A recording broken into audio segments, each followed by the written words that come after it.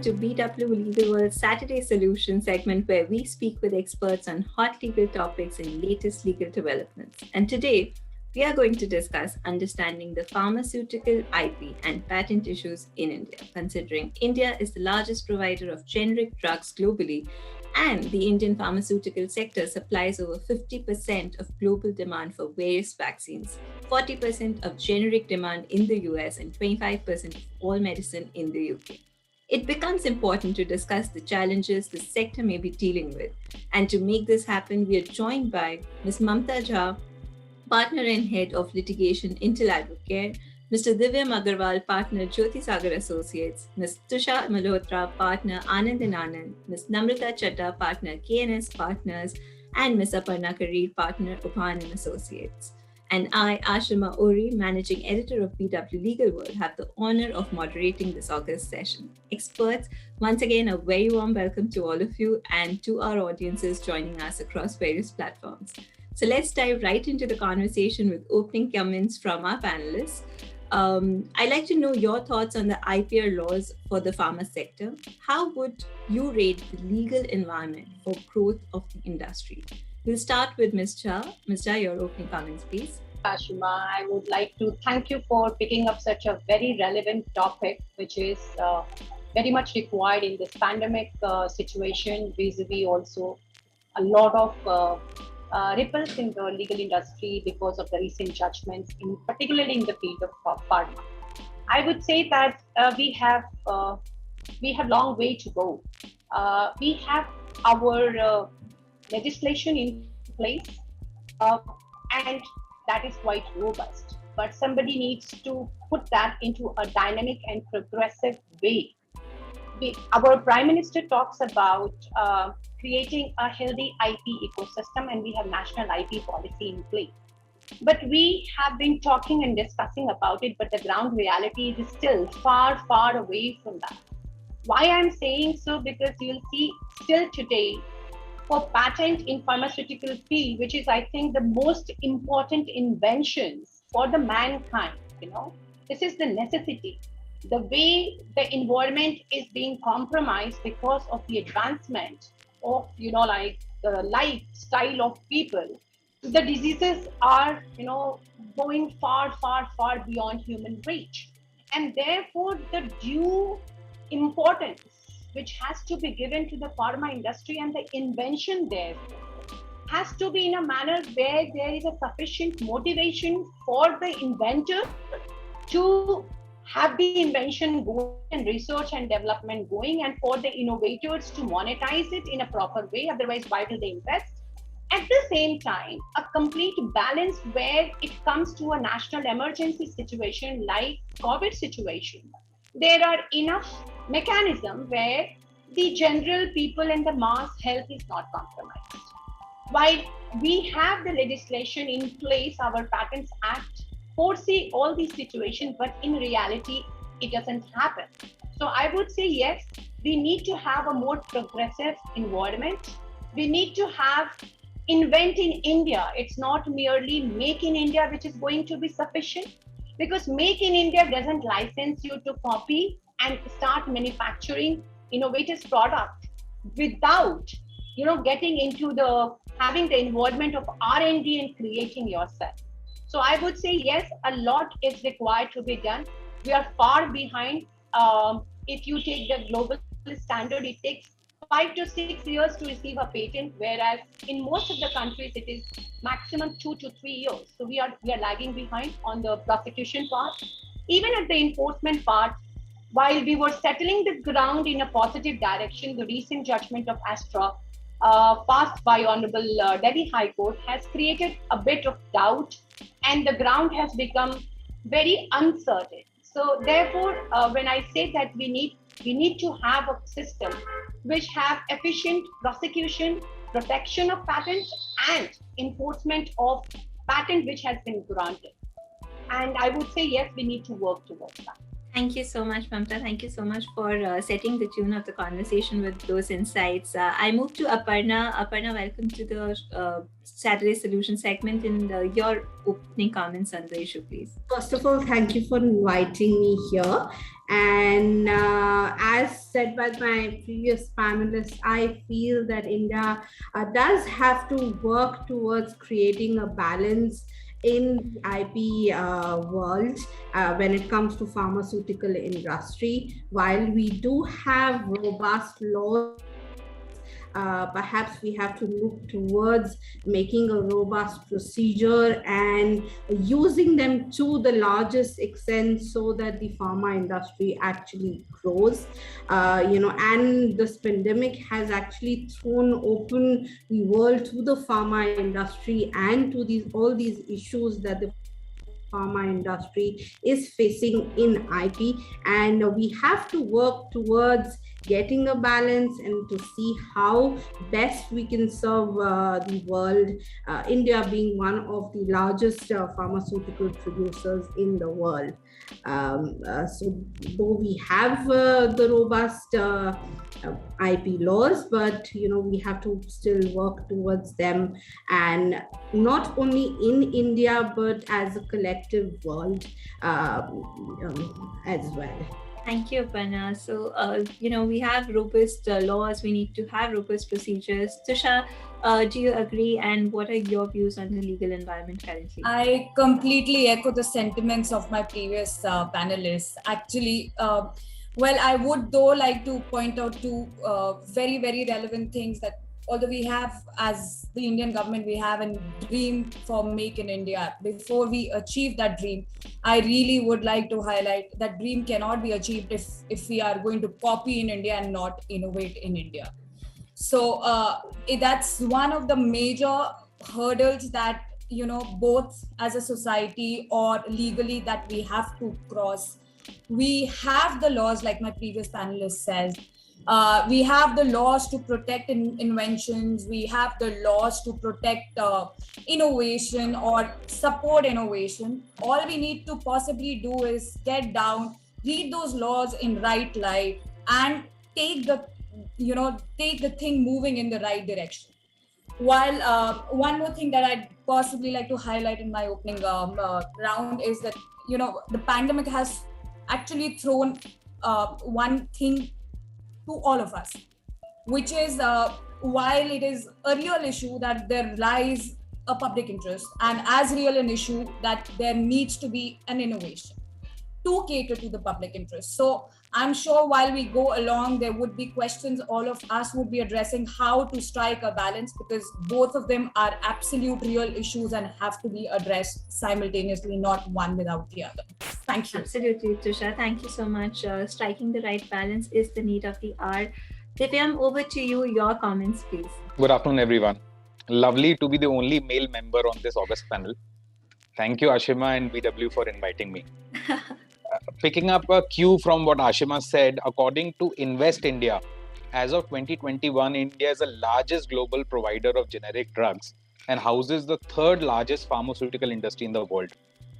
As the global market contracted due to the unique challenges presented by COVID-19, India's pharmaceutical exports grew by almost 18.7%, posting the best performance in the last 18 years. Such figures have perhaps been catalyzed by the numerous regulatory relaxations made by the government of India in wake of COVID-19 pandemic. As aptly pointed out by Ms. Jha, COVID-19 has resulted in a slew of litigations in the healthcare sector, spawning issues relating to medical negligence, securing supply of medicines and medical equipment, compensation to victims. Pleas seeking nationalization of the entire healthcare sector have also been raised, though rejected by the Supreme Court. I'm really looking forward to this discussion, discussing the legal landscape, pertinently the litigation trend and arbitrability of pharmaceutical IP disputes. Look forward to this discussion. Thank you, Divyam. Thank you for sharing those numbers with us. And over to Namrata. Namrata, your comments, and do you agree with everyone on the panel? Thank you, Ashima. Thank you for inviting me, and it's my pleasure to be with such esteemed panelists today. I completely echo with whatever the panelists have said, and taking forward from what Tusha mentioned, that there has to be a balance. It goes out to see that how complex the innovation is in the pharmaceutical sector. We have 4 clinical trials to pass. Every molecule that passes from each of the trials, ultimately, the preclinical testing, the number of molecules that goes on to start to the comes out and actually marketed is even less than 10% of what the industry started with. Similarly, when you go to this COVID vaccine, it takes 8 to 10 years to develop a vaccine in a normal course, and while we have come out with a vaccine in 8 months. So it's because of somebody invested into those R&D, into those innovations. And while as India, we of course, we are the largest supplier of the generic medicine, and we have to take care of medicine access to poorer countries. At the same time, we need to strike balance and also acknowledge innovations.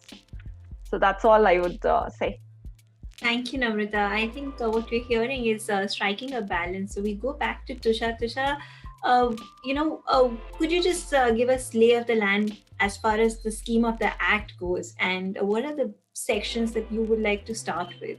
What I'd like to actually start with when we speak about the Patents Act is, although the very name suggests that the statute protects innovations and protects a patentee, an applicant, and grant of rights.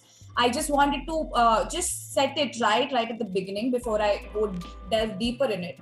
The statute actually sets out in great detail how the patent rights can be controlled and not misused, how a sort of a balance can be created, how public interest can be catered, and yet at the same time incentivize the patent, the whole regime. So to start with, I'll possibly start with the fact that we do have an expedited, and I'm going to leave this line of sort of developing law to the real practitioners on the side of prosecution. We do have very the provisions to expedite grant of a patent, and then how the patent is to be protected once it is granted. So application expedited levels at several places, at several instances, like you can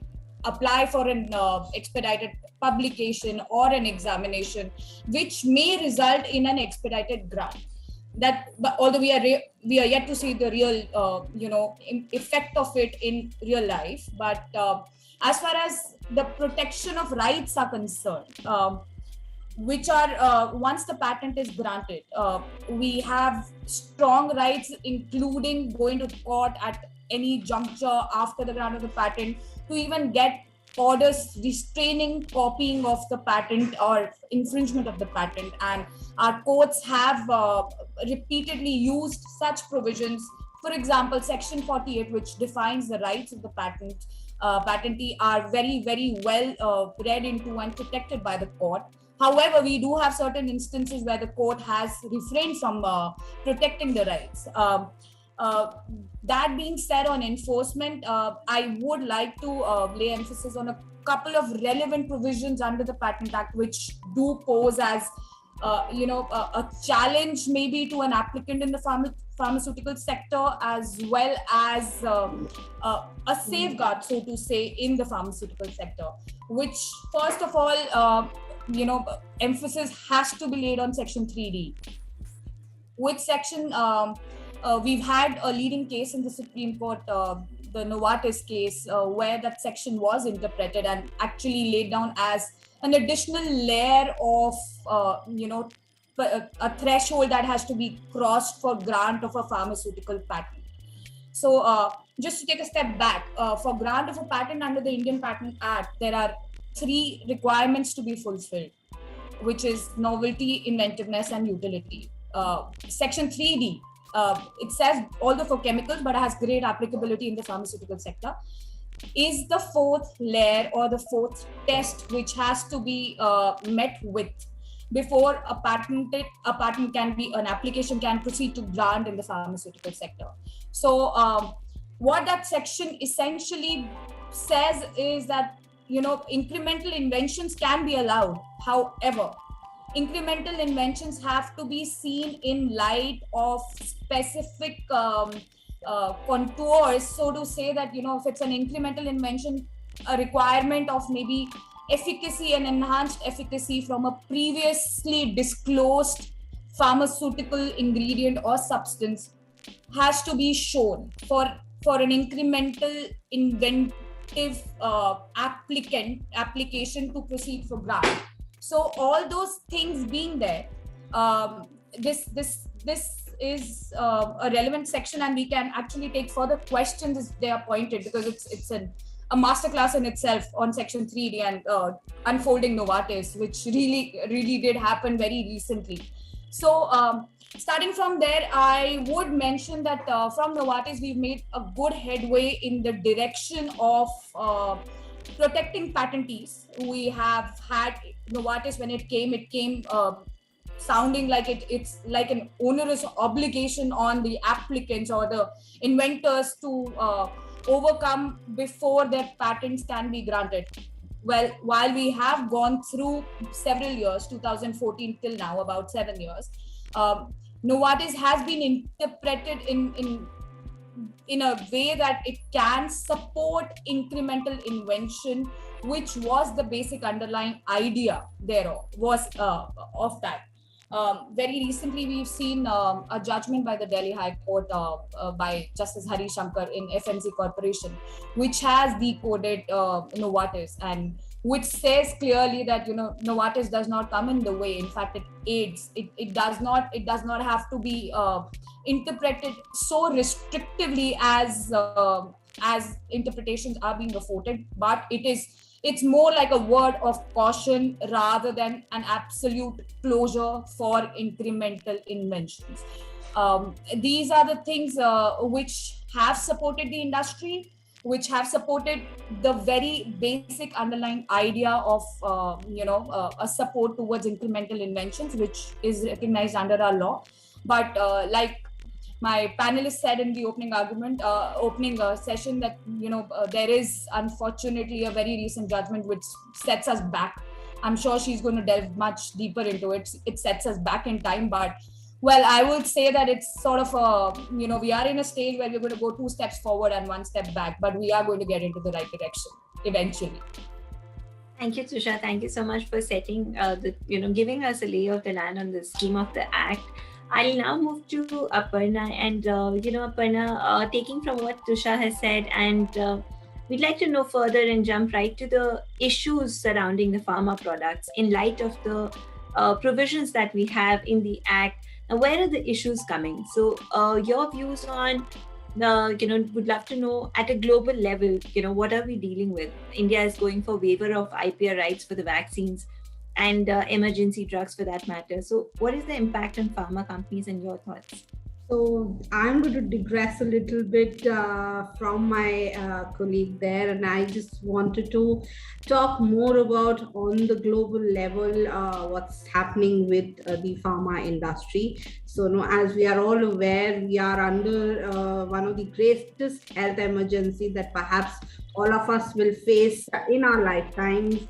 And the pharma industry has played a big role, and it's playing a big role in taking care of dealing with this health emergency, and they're providing us medicines, providing us vaccines, and as pointed out earlier, it's only taken 8 months for the world to see a vaccine.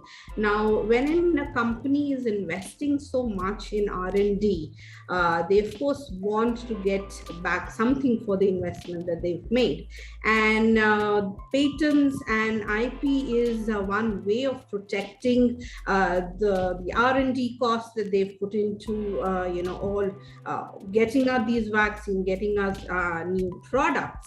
And as earlier discussed, they allow others, the companies, to prevent others from copying their own products. So, although patents basically restrict others from making the patented products, one other aspect is they can prevent dissemination of these pharma products.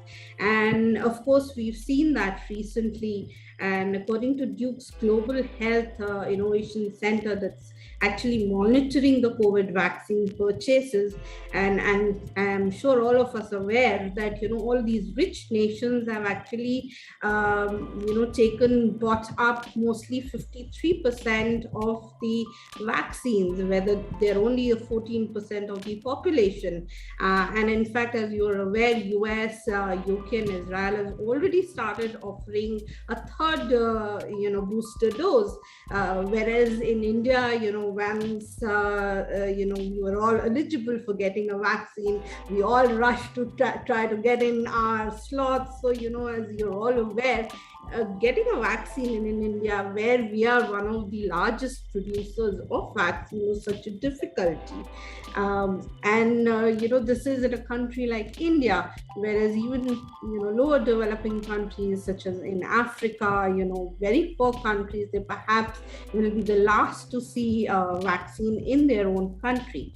So in this view, what India and South Africa in October 2020 had actually proposed to the World Trade Center that they waive certain provisions of the TRIPS agreement that takes care of the IP protection in the world. And but however, as could be predicted, countries like Australia, Canada, EU, etc. had opposed this, and they had argued that TRIPS in itself has enough mechanisms to actually safeguard the countries. And in fact, after that, this year on 5th of May, the US had actually also supported waiving of the intellectual property for COVID vaccines. And again, a number of countries have come ahead and supported it, but EU seems to be one of the countries that is still opposing it and restrictions. They do not want these waivers.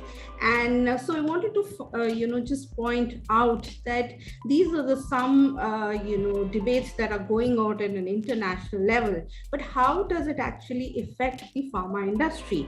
Now, one of, the ways that it could affect the pharma industry would be that pharma industry may not be interested in going ahead and putting so much money in R&D when companies think that at a later stage, when it comes to making money, they will be preventing from enforcing their IP rights.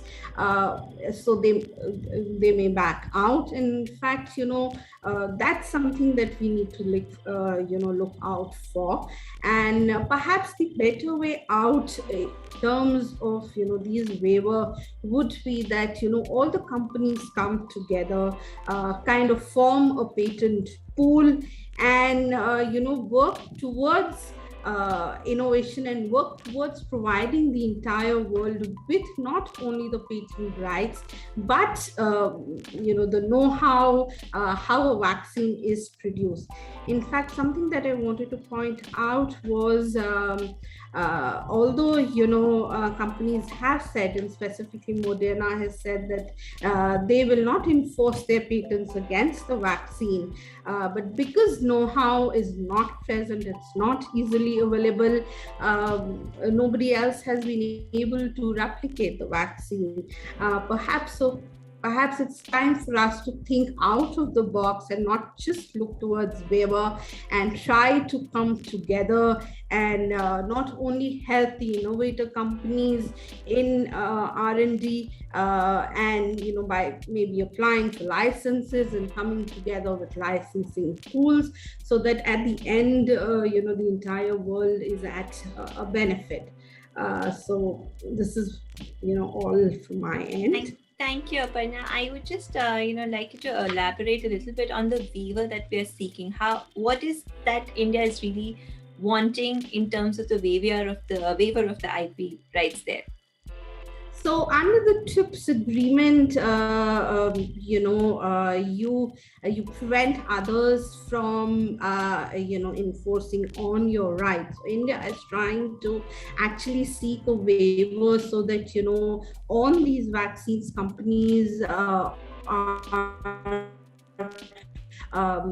do not enforce their patents for some of the vaccine products. So these are the waivers under sections 1, 4, 5, and 7 of the TRIPS agreement that India would want the waiver against. Thank you, Aparna. Thank you so much for adding that. And now moving to Mamta. Mamta, we've jumping back and forth just to be able to cover multiple dimensions of the conversation. But once again, taking from what Tusha had mentioned, that's one of the concerns. Again, one is at the global level, but again, ASTRA judgment is yet another concern. National patent policy and hindrances in R&D and investment. These are all words that we've heard throughout the conversation so far. Would you please elaborate on how this is actually impacting the pharma industry? Sure. So just taking the previous question, that the landscape, because we are discussing about balancing the rights of a patentee as well as the public interest and the public health. So if you see the scheme of the Act, right from patentability, there are several criteria and specific criteria laid down. And as Tusha has rightly said, Section 3D, which has been the extra layer for pharmaceutical patents in particular, and that has been expressed by Honorable Supreme Court. Thereafter, not only the rigorous examination, there are another layers. So 25(1), which is like pre-grant opposition. Then once the examination is completed, your patent is open for anybody can file opposition to. So you go through the pre-grant opposition. Once it is granted within 1 year, you have a scheme of post-grant opposition. So again, your patent is susceptible to challenge. But once that period is over, and then when the patentee is granted patent after, 7-8 years, at least in India, and, marketing approval takes another 3-4 years, which is like 12 years has already gone. The innovator is only left with 7 to 8 years to monetize whatever. And I think Aparna was totally right that when you make so much of investment, why are you making investment? You have to, nobody realizes that out of one molecule or one invention comes out, there are 50 failures where you have already invested and the failure doesn't see the light. So therefore, there is a scheme of the Act. Once the patent is granted, it has already gone a rigorous examination and enough opportunity to public to object and lay their claim that this is not patented. Now the situation comes when the patent is granted. Now once the patent is granted, it's very easy for any generics company. Oh, now the approval is granted, it is a successful product. Now I will start thinking to launch my product. But there is a mechanism even after that. You can file revocation. You file revocation, have it cancelled, and then you launch the product. But that fair play is lacking. And therefore, we need an ecosystem where the clear message is said, see, you are under your right to challenge the patent, and you have been given enough opportunity within the Act. Pre-grant opposition, post-grant opposition, revocation. Please exercise that. But you can't launch at risk and then argue reverse, no, your patent is incomplete. I agree that there is a mechanism provided under the Act where counterclaim can be raised, but there are judgments where it has been said that it will not be right that, you have not cleared the way. So generics, see, it's a business ground. IP is all about creating the business opportunity and monetizing your business through your IP too. But if you don't create that IP ecosystem, legislation is there, enforcement mechanism is there, but the outlook has to change. The business manner and the approach has to change if you have to really make India as a ground for global investment. Otherwise, we will all be talking and not be progressing, not be inviting. See, it's a prime time when people are moving out of China, and I don't need to elaborate on that. And India is a very, very fertile land, inviting all those investors to make investment in India. Now, if you don't provide that IP healthy ecosystem where the rights are balanced, then you will probably lose this very, very critical opportunity which is available to you and may not be available after 5 years. So the point I'm trying to make is this: in pharmaceutical and patent landscape, there is enough mechanism which has been provided under the Act. Coming back to public interest, there are provisions under Section 83, 84, 92, which is national emergency. The government can actually put to use the patented product and compulsory licensing and so on and so forth. And TRIPS is already there, which Aparna has rightly said that, the waiver discussion is going on. So there is a mechanism to address public interest, but you can't use the plea of public interest. Pandemic is one situation, but you can't apply to all other pharmaceutical, enforcement action and say, no, since I am generics and price difference and it is in public interest, but why were you sleeping? If you were interested to take advantage of the invention, or you believe that it is not a worthy patent, it has to be, revoked, then you had all the opportunity right from pre-grant to post-grant to revocation. You don't have to copy and then argue all this. That is where the imbalance is becoming critical.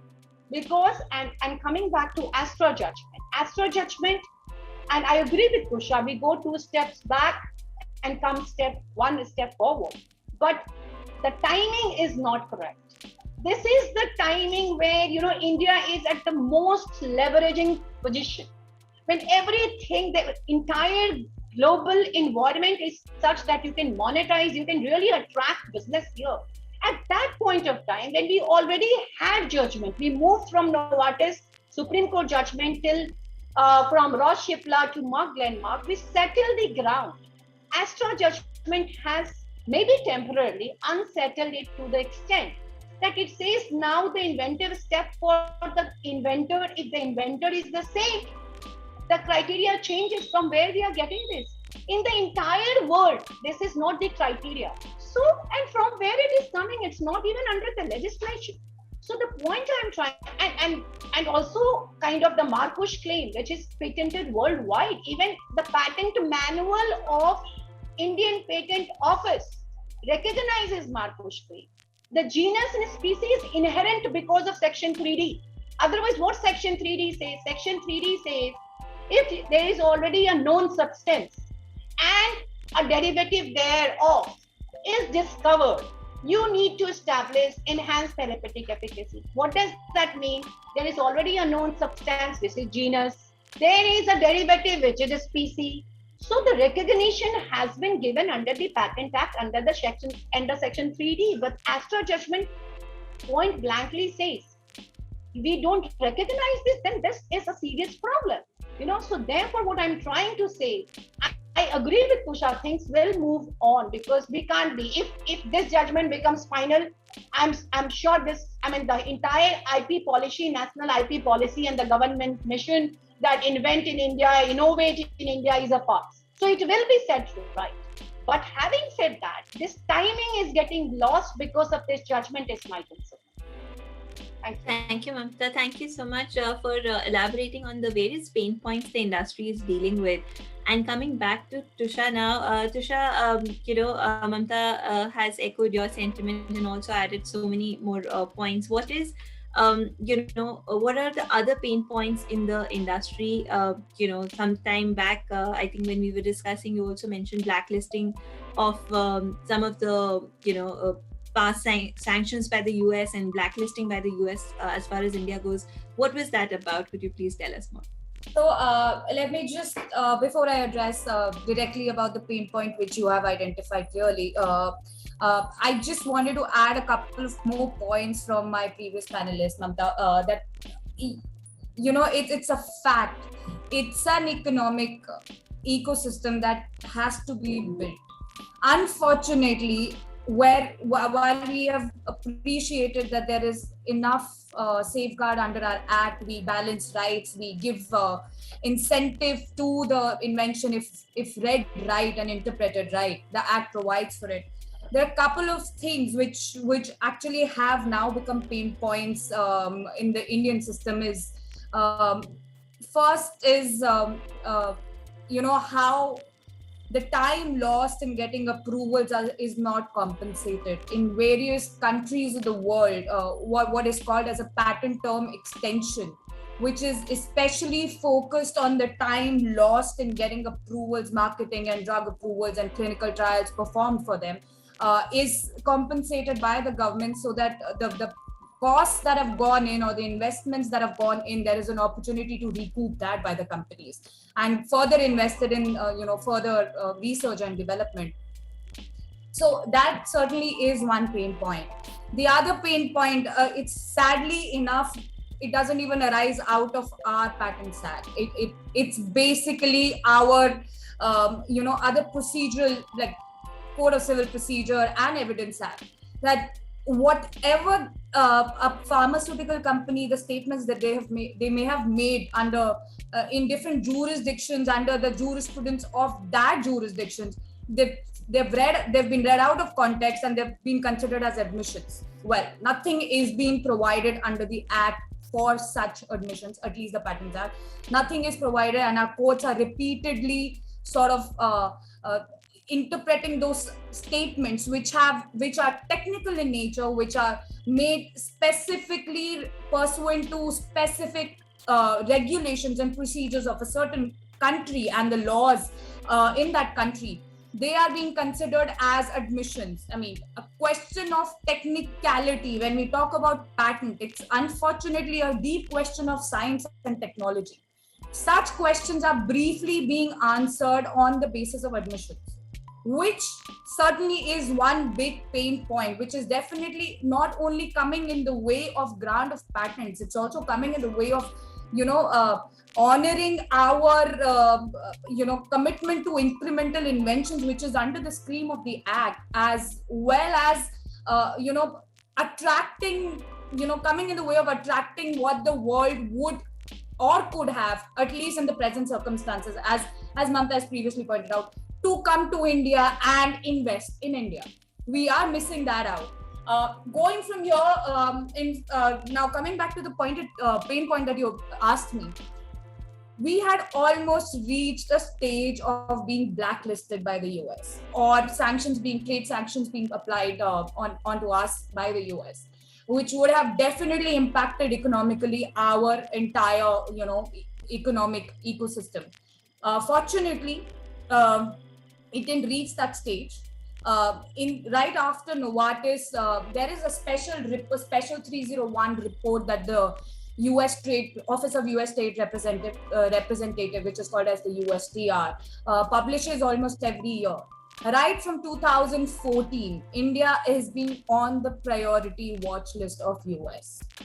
It reached a stage where US sat down for discussions of, while discussing other treaties, that pharmaceutical companies may also actually sue the Indian government for not honoring and committing, honoring their commitments on return on investments and their bilateral policies and things like that. Fortunately, didn't reach that stage. But still, as of 2020, the very recent report, we continue to be on the priority watch list for actually not showing, over a period of 7 years, not showing enough progress in terms of development of patent law or improvement of regime to honor and to protect, genuine innovation.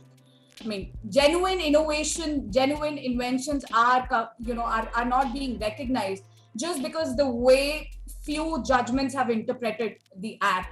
And very recently, the Astra judgment, like we said, going 2 steps further and coming 1 step back. So we are still struggling in that domain, and the world has taken notice. US being one of the important trade countries for us has taken repeated notice. So it's about time that everybody, the regime in India is started to go in the right direction without further hiccups and gets settled soon. So, and what are your thoughts on the enforcements of patents in India? If you could briefly know, we've heard at a global level how we are being monitored for our, not so progressive attitude towards securing genuine innovations. But what is happening in the land? Well, I carry a very balanced view here. I don't think it's absolutely anti-enforcement or an anti-patent protection regime that we are into. While there are hiccups that we are going through very recently in Astra, our courts have, after Novartis in the period of last 7 years, our courts have started, protecting the rights of the patentee. They grant more injunctions than deny as of today. So that's how I started. I beg to differ a little bit. Yes, we have scope for improvement, but we are consistently improving in terms of enforcement as well. Thank you so much, Tusha, for shining light in that on a positive note. And over to now Namrata. Namrata, inviting your views on what we've heard so far, anything you'd like to add, and also what are your views on, as we discussed with Aparna, the waiver of IP rights, and what is the solution for actually balancing the public interest vis-a-vis the interest of the pharma companies? Thanks, Ashima. I agree with the panelists, the views they've put forward, and there have been some really fascinating pointers, and I'll actually take up a cue from them. So, the whole discussion around IPR waiver, it began when India and South Africa put forth a proposal, as Aparna also mentioned. While the proposal was for the waiver of all the IPRs that are covered under WTO, the mainstream media is only discussing about the patent waiver. So they carry an image of that the patents are the culprit everywhere. And, even United States, although supported the waiver, what they did was that they supported a waiver on text-based negotiations, which meant a very long process, and only on COVID vaccines patents. Again, the whole focus was shifted. So while, the discussion around this patent waiver actually took away the focus of the nations from the real and the immediate problem. The real bottlenecks were really different from the patent or the hindrance caused by the patent. The real bottlenecks were, as Aparna also mentioned, the know-how. Was there anyone who was ready to transfer the know-how? The patent only discloses. It does not really include the actual way of making the product, whether it is vaccine or it is of any other pharmaceutical product.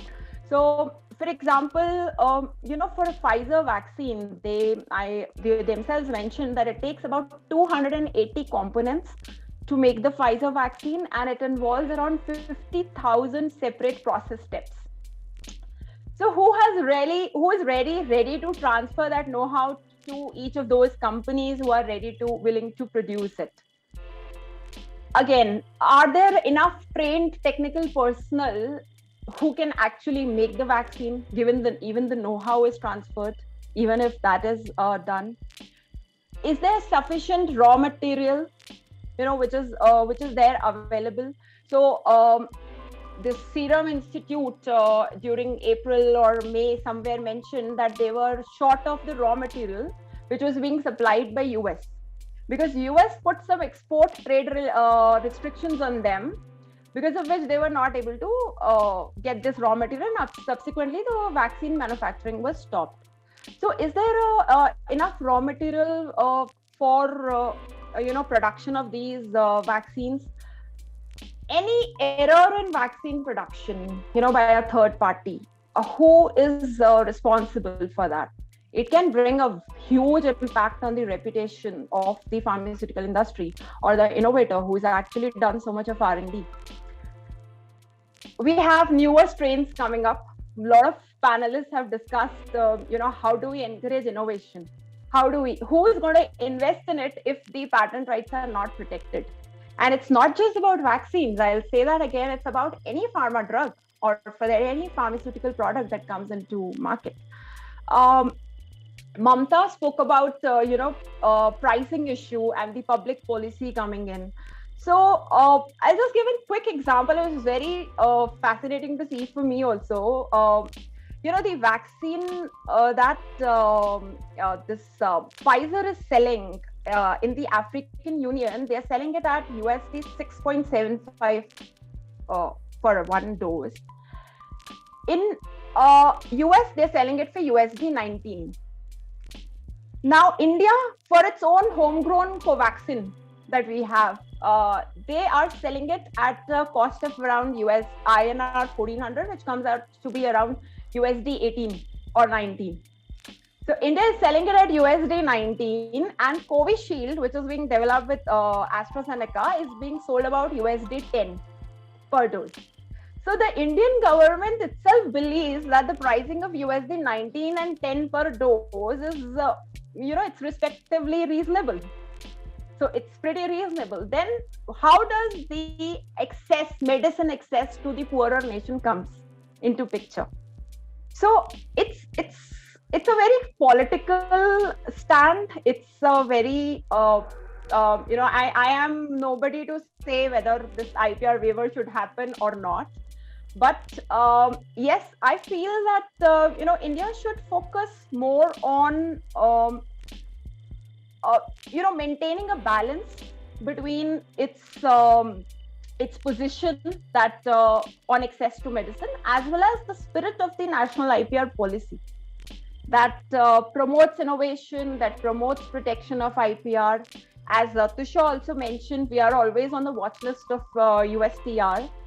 And while we want to increase trade, we want to invest, we want companies to invest in our country and bring up innovation, we need to maintain that balance. We need to find out alternative solutions. We need to encourage licensing, voluntary licensing, and other means to make this accessible more to the patients. Thank you, Namrata. Thank you so much for adding those points there. And you mentioned taking from there and moving to Divyam. You mentioned where does the liability lie when there's an error in making some of these drugs. So Divyam, what are you seeing in terms of the litigation and the dispute when the disputes landscape when it comes to the pharma companies, and what is the real need that needs addressing right now? Thank you. So as mentioned by Ms. Jha, we need an ecosystem which allows fair play. In my view, arbitration is one mechanism which can assist pharma companies to enforce these IP rights. But for that, we need to understand the arbitrability of IP disputes. The general rule is that rights in rem, that is, rights applicable against the world at large, are not arbitrable. Accordingly, disputes relating to grant or registration of IP, declaration of validity of IP rights have been held to be non-arbitrable. However, this rule does not have a blanket applicability over all disputes involving pharma patents and IP rights. Rights in personam, that's rights against a particular person or a party, have been distinguished from rights in rem. Recently, in a judgment passed by the Honorable Supreme Court of India in a decision of Vidya Drolia, they comprehensively engaged with the contours of arbitrability. While setting out a fourfold test for determining whether a dispute is arbitrable or non-arbitrable, the Apex Code noted, insofar as the non-arbitrability is concerned, that disputes relating to actions in rem that do not pertain to subordinate rights in personam are non-arbitrable. Thus, the Supreme Court drew a distinction as to the arbitrability of actions in personam, even where it arises from the rights in rem. This, in fact, reinforces the position as has been adopted in several decisions of high courts in Eros International, Lifestyle Equities, Hero Electric Vehicles, that though disputes regarding grant or registration of IP are not arbitrable, disputes as to the infringement or licensing of IP, being actions against particular persons and not against the world, would be arbitrable. So it's very important that if there is any arbitrable issue, then the right ecosystem for that would be arbitration. Another issue which you dealt with other panelists, and I just want to touch upon, is that pharmaceutical industry grapples all the time with, and is in fact often accused of patent versus patient regime. So it's important to understand that where the pharma industry is coming from, and is there any steps being taken towards that. Even results on account of COVID-19 are no different. The government of India has in fact adopted a welfare-centric position in the international domain, at least, having floated a proposal before the WIPO, as pointed out by one of the panelists, which is WIPO in fact has created a technology access pool to hasten collaboration with COVID-19 resources. In fact, closer to home, both Delhi High Court and the Supreme Court of India have urged the government of India to exercise its powers under the Patents Act 1970 to grant compulsory licenses for various drugs required for the treatment of COVID. Though in an affidavit filed before the Supreme Court, government has stated that such use of powers may be counterproductive and have adverse unintended consequences. Nevertheless, the public interest continues to be held in high regard, with the judiciary emphasizing the subservience of private commercial interest to public good. Speaking from the pharmaceutical industry side, the industry is alive to the overarching welfare motive. Their role in the battle against COVID cannot be gainsaid. They have in fact moved to collaborate and create treatments quickly and effectively. In fact, the voluntary royalty-free licensing of baricitinib is just one such example. Despite all these disruptions, pharmaceutical industries continue to provide the supply chain and provide all these essential drugs, which really helped us in sailing through these positions. So all in all, I would say that if there is an ecosystem that needs to be developed, that needs to be developed at the end of the judiciary. They have helped out in developing insofar as arbitrability of IP disputes are concerned. And as I hear from the panelists, even hopefully the AstraZeneca approach would be changed. There is a room there, and if there is any light at the end of the tunnel, we'll hope to see more robust judgments from the judiciary to come up with some legislations to protect the general overarching IP rights as well. Thank you so much, Divyam, for adding that patent versus patient, remark there. And then that is actually something that we hear a lot in the industry. I invite now closing comments from everybody. We wait if any participant wants to add any questions. Participants, audiences, if you have any questions, please write to us and we will take them to our experts. In the meantime, we invite the closing comments from our experts on so many inputs have come from across the board. How steep is the road to implementation now? What are we looking at, even if that means setting aside of some of these error judgments? What are we looking at going forward, and what would be your one wish for the pharma industry right now, or the IP landscape right now? Starting with Mamta. Thank you, Ashima. I think, as I said, balancing is the key, and therefore the outlook of generics industry, the outlook of innovators for other side of balancing, that you make the drug available and reasonable price and all that thing, and the outlook of enforcement and protection. The everything has to change, keeping in mind that these IP tools are very valuable from the economic growth of the country. So that needs to change. Otherwise, in terms of legislation, we already have everything. Some of the points which I agree with you, like Namrata made a very good point, that when you sell a drug internationally, you don't think about price, you are monetizing. Then how you can come and say that, public interest becomes my defense and India is a poor country? So that needs that. It's nothing, but it's just the outlook. You need to have a consistent position internationally as well as in your country, inspiring confidence and motivating innovators to innovate in India and investors to bring their product and patent in India. That will be the one comment which I will. Thank you. Thank you, Mamta. Thank you so much. Aparna, over to you, please. Thank you, Ashima. Going forward from what Mamta said, I just want to add one comment, is that we should look for consistency. Consistency from when the patents are filed, how they're prosecuted, what the patent offices throw at you, consistency in their decision, as well as perhaps consistency across the jurisprudence, so that the industry, the people involved, everyone has an idea and they know what is coming. So perhaps AstraZeneca case put us back because it went against the consistency, and perhaps that's something that we should look for and work towards. Thank you, Aparna. Thank you so much. Tusha, over to you, please.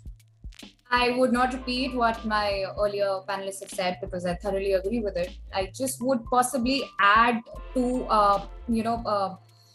saying that although it is, we see it as an economic ecosystem, it is about investment and return of investment. But we also need to see it as, working in the interest of public. And the interest of public cannot only be catered by cheap medicines. Well, we have to be aware of the fact if there are no medicines, the expense or the cheapness of it is irrelevant. We have to possibly join hands together, the judiciary, the Indian companies, the innovators, like Divyam quoted that example of when it was the time of need, baricitinib was, included in the COVID therapy in India. Eli Lilly went out and gave voluntary licenses, royalty-free royalty licenses to a lot of players so that, the supply chains are maintained. At the same time, the generics should also possibly practice a bit of caution instead of infringing, collaborate more, work in the direction of research more. And the judges to possibly, help aid such ecosystems so that in real sense, public interest can be, met with. I'd also like to add, we do see the big pharma as, I don't know how to explain. I don't want to use any adjective there. So we know the word, the very term big pharma invokes a lot of emotion. Well, that's not entirely true. Unfortunately, there are practices that the big pharma has adopted with specific India related specifications. For example, there are cases of differential pricing. Like Namrata mentioned, for the vaccine in India, it's a higher price than what is being exported to the Africa. Likewise, the international or the big pharma has seen, those innovator companies has seen the spending capacity of India. They've done research. They've launched their medicines in India to, at a differential price. They are way cheaper than what they are in the US and the homeland. We need to respect such endeavors and encourage such endeavors by at least protecting their rights. So the idea is to work together and go in the right direction so that, in essence, public interest can be met. Absolutely. Thank you, Tusha. Namrata, over to you for your last comments on this. My wish would be that it's not difficult to coexist for the innovators and the generics. And, every day, if I prosecute a patent, my practical wish is that the examiner sees it through the eyes of the innovation and not through the pricing or the public policy. There are provisions and acts and legals. There's drug pricing controls, there's competition law, there is a lot of other provisions, and even within the Patent Act, there is compulsory license. If tomorrow the innovator is not able to provide the drug in enough amounts or at an affordable pricing, there are always provisions for the government or other companies to invoke. Today, you look at from the eyes of innovation, from the law that I am required to comply, and not always through what has been set up by Novartis judgment. So that's how I conclude it. Thank you, Namrata. Thank you so much. If you have any additional points that you'd like to make? I just would reiterate that a lot hinges on adequately balancing public interest against private rights of the pharma industry. While the public interest is paramount, the industry cannot innovate without any reward. So balance is the key. And as rightly pointed out by the panelists, that we, apart from the balance, we really need to be consistent with our approach. That's about it.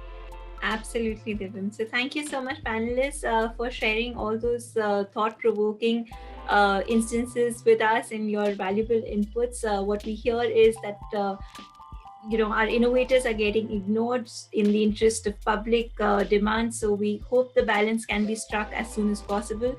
And thank you so much for joining us today with these lovely thoughts. Thank you so much once again.